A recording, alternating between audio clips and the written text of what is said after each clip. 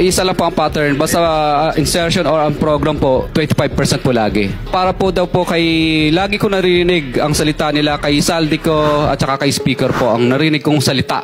Ang budget ng Pilipinas ay hawak lang ng dalawang tao. Hawak lang siya ni Congressman Zaldico at ni Congressman Martin Romualdez.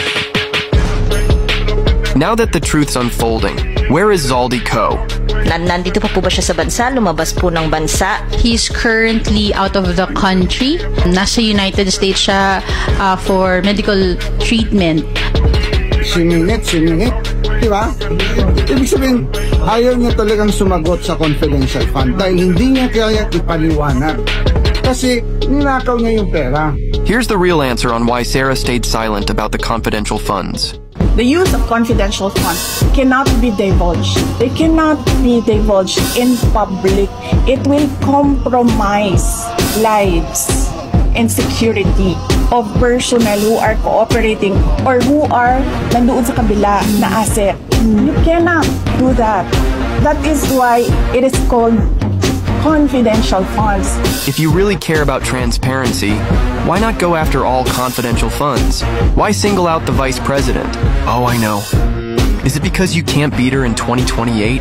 In case you didn't know, the Commission on Audit already gave the OVP an unmodified opinion, meaning their financial statements are fair, honest, and transparent.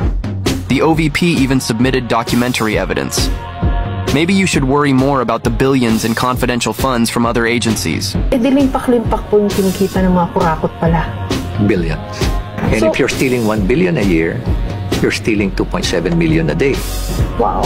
Sabi nga ng isang kaibigan ko, kaibigan ko lang, itong mga kasamahan ko, hindi na gumagamit ng cash vault eh. Ginagamit na nila room vault. Kwarto na.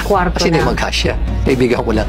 And mind you guys, before that man exposed this on television, Sara had already revealed it last year. But no one paid attention because it was never aired on mainstream media. Alam niyo bakit 150 million lang yon? Kasi kinompute yun kung buwan-buwan ano ang gagawin, ano ang i-implement. Napakaliit na amount ang 150 million. So bakit kami magnanakaw ng 150 million? Ang nakawan sa gobyerno, billion-billion. Ang problem sa 125, binigay siya sa amin December na. And the requirement in government offices, you have to utilize money before December 31, before the end of the year. So ang ginawa, lahat ng preps in-implement. And guys, we have to prepare. The worst is yet to come. Allegedly, since Senator Chiz didn't follow orders to continue Sara's impeachment trial. So today he was kicked out as Senate President and replaced by former TV personality Senator Sato, who wants to pursue the trial. Even Senator Marcoleta, who allegedly didn't follow orders to link the anomalous flood control projects to the Dutertes, was removed today. Marcoleta actually did well, getting the Discayas expose the real brains behind the operation, but he's replaced by Senator Lacson today. Expect the next few weeks to be tough.